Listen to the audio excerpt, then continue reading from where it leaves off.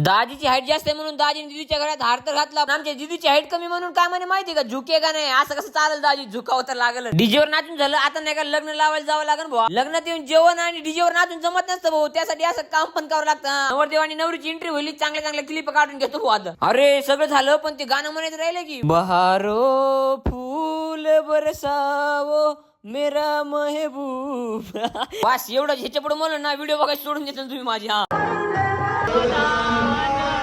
Photographer भैया, photo एकदम tight यायला पाहिजे बरं का आपला. हा आता नाही का शेवटची मंगलाष्टमी राहिली, आता जेवढी पण अक्षर राहिली ना तेवढं जे नवरदेवाच्या बाजूला थांबलेत ना त्यांना फेकू फेकू मारतो.